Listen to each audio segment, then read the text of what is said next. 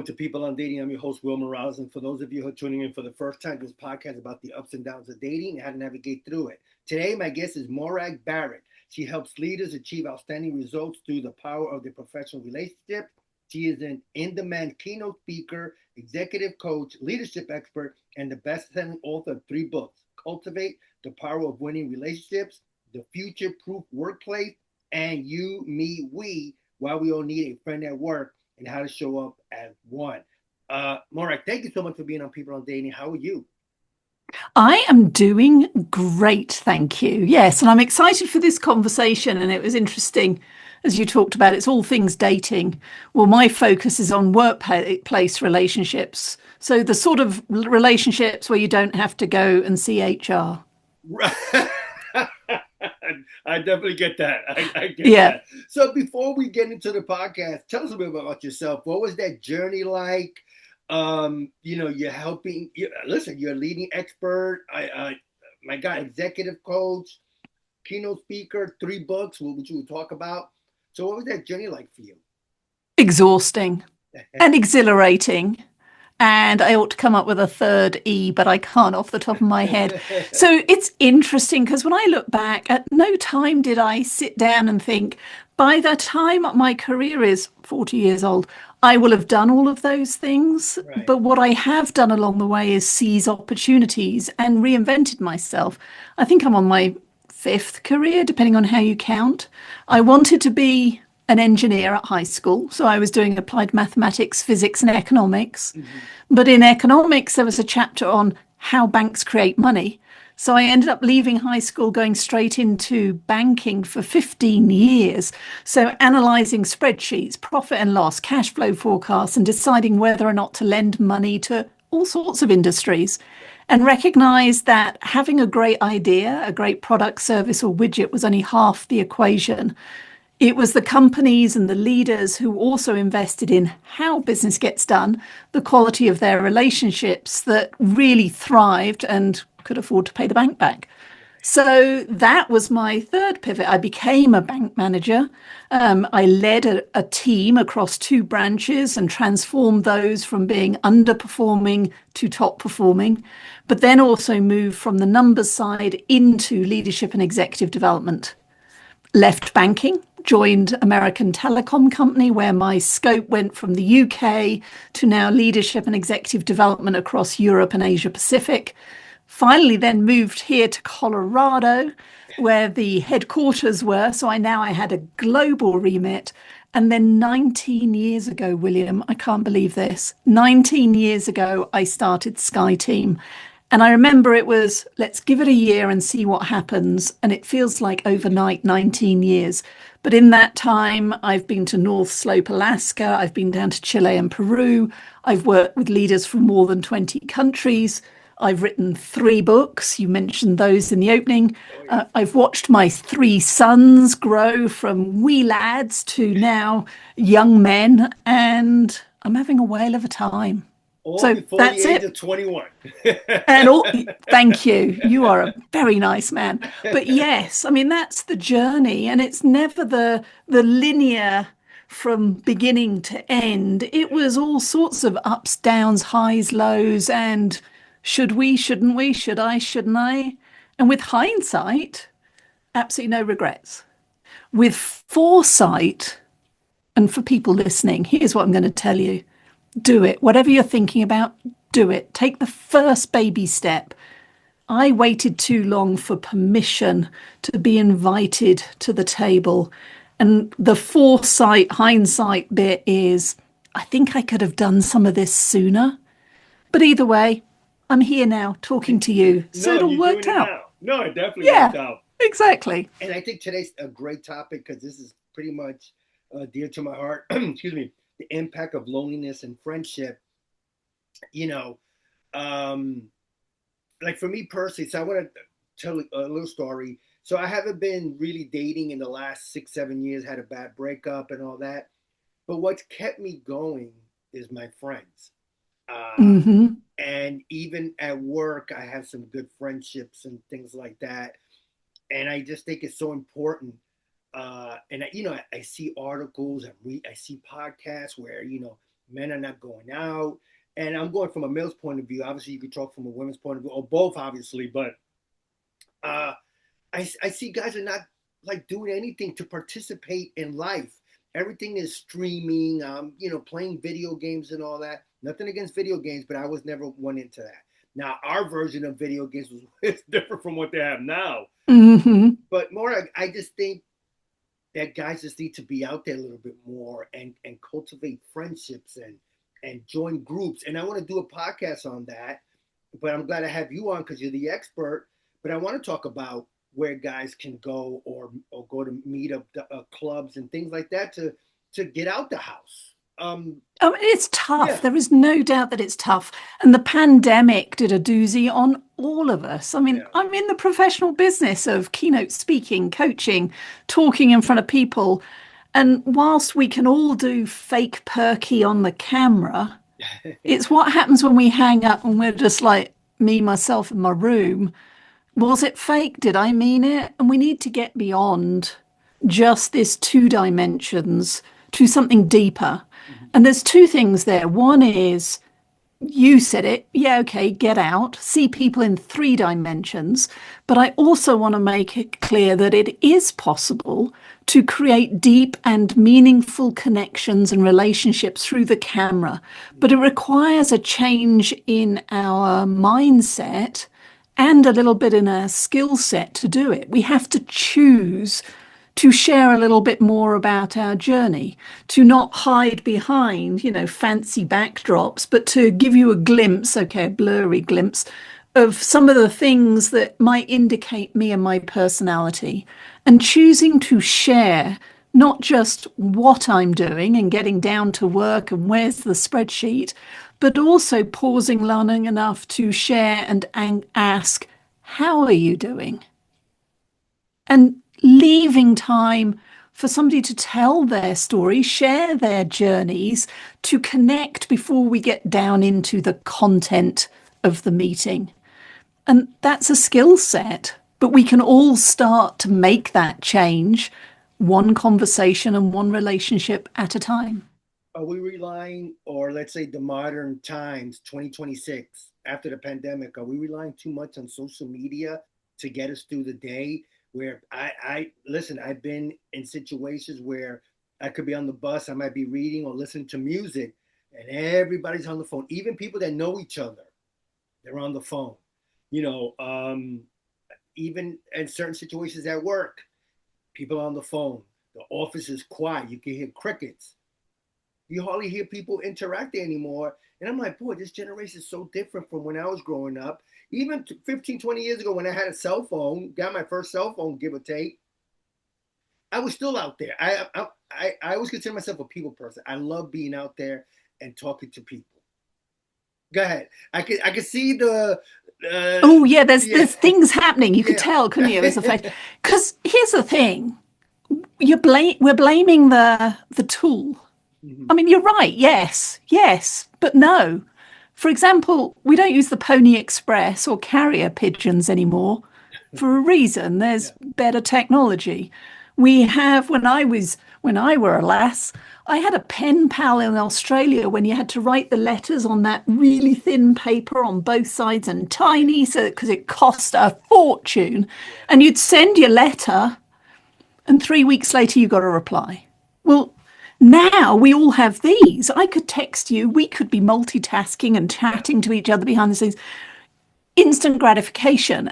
And so the tool, when used well, when it's serving us, is powerful. It brings us together. I talk in my books about, forget the 6 degrees of separation or 6 degrees of Kevin Bacon, 2 degrees of connection. Right. And I'll give you a story, because since you've got a baseball hat on, I'm sitting in an airport hotel in Chicago, an airport hotel. And I'm on my own because that's my life, me, myself, and the client tomorrow. Mm-hmm. And there's a guy sitting two seats down and he's wearing a sports jersey. And I know a little bit about American sports, but not a lot. Yeah. And there's a postscript to this story. So anyway, after a while, I turned to him, I said, look, I know you've just been to a game. I don't recognize it. Like, who have you just been to see? And it was the Chicago Cubs. And I said, oh, okay, so what brings you to Chicago other than you went to the game? And he goes, well, I live in North Carolina. And I go, well, hang on a minute, why the Cubs? And he goes, oh, well, you see, I grew up in New Orleans, at which point I'm still going, like, why the Cubs? And he goes, and they don't have a, yeah. And he says, well, they don't have a baseball team. And I know that because I'm actually doing some work with the operations staff for the New Orleans Saints and Pelicans. So football and basketball. Love basketball. Okay. Anyway, so I haven't mentioned this to him, and I say, oh, yeah. So still, why? And he goes, well, the local TV network, when they wanted to show baseball, would show the Cubs, and hence I'm a fan. And by the way, my daughter works for the Saints, and he carries on. And it was literally an under his breath sentence. And I go, what's her name? So he tells me, and I go, I know her. So we promptly take a selfie and send it to her. And she's like, what? Wait a minute, how are you hanging out with my dad? And so this is the 2 degrees of connection. When we show an interest in the people around us, invariably, and it's happened so many times, we end up with someone or somewhere in common. And the postscript, because you're wearing a baseball cap, my business partner and co-author of You, Me, We, Eric Spencer, he wears baseball caps 99% of the time. But he has done a kind of experiment. When he's wearing his baseball caps, invariably, i.e. baseball teams, not just the cap with the Nike or whatever, Under Armour. Under Armour, yeah. When it's a baseball team especially, people will stop him and talk to him. So sometimes he'll be Machiavellian and, wear the cap for the conflicting team. But it doesn't really matter. Everybody will talk to him as a stranger. But if you go without, it's like, no. We're doing this. Right. So each of us needs to find a shtick, whether it's Eric's wear a thing, whether it's mine normally having a pin that's a unicorn, or just having the courage to say, excuse me, I heard you saying you'd been to a game. I don't recognise who did you go see? Yeah. And now tell me about your life, your journey, and points of intersection. That's how we start to make relationships, friendships, connections that you suddenly look back and go, wow, William, do you remember our first podcast conversation? That was 5 years ago. And now look at us. We hang out every time we can get together. Right. No, that's first of all, that's a great story. I just think that too many people are shy, or like you said, or let me put it this way. We're just stuck and not looking up, and life is passing us by. Because it bothers me that it seems like communication is not the same that it was even 5 years ago. Yes, I'm blaming social media. Maybe it's a cop-out, Morag. I get it. But so like you said, you were at an airport, you made a conversation, you started it, but you're not a shy person. I'm looking at you that way. But I fake not being a shy person very well. All right. So, but if someone is shy and they're afraid to approach someone, what are you going to do? Okay, so yeah. Don't jump out at me as I'm walking down the street on my own. You're going to make me nervous. But start small. The next time you're in a coffee shop, instead of just going through and just, paying your money, getting your thing, ask, how is the barista's day going? Yeah. Hold a day open and say, hey, I love your jacket. Have a great day. Just start. Because what's the worst that happens? They just go, thanks. But you did your best in that moment. I think it's when we start playing through if I say this, they'll say that, then I'm going to do this, and then I'm going to do that. There are too many variables. Just start with, hello, can you just tell me what the logo is on your shirt? Or, hey, tell me about your hat today, why you chose that one versus any other. And it might just be it was the closest one, or it was at the top of the pile of clothes next to the bed, if it's anything like my home. Yeah. Whatever. But we've broken the ice, and we're getting beyond just job titles. Because here's what my research has shown. More than 1,000 leaders have taken our ally mindset profile. And everybody listening and watching this, you're invited to do it. It's free. You can add to my research. Just go to SkyeTeam, SKYE, team.cloud /you, me, we. and then you can take the assessment. And it's all about how we show up in our relationships at work, but you'll get insights that will help you with your relationships socially too. But the heartbreaking statistic is that 1 in 5 leaders tell us that they have no meaningful relationships at work. No one to grab a coffee with, whether that's in person or virtually. No one to Slack or text during a meeting going, oh my God, did you just hear what they said? Yeah. And that on a good day might be tolerable because we can get our stuff done. But it's when, opinions differ. Oracle, they announce their major layoffs. What are you going to do? Who are you going to call? Who's got your back? Who's going to help you either find that next adventure, or who's a remainer who's helping you to settle into the new normal so that we can be better together? So feeling lonely, I felt it.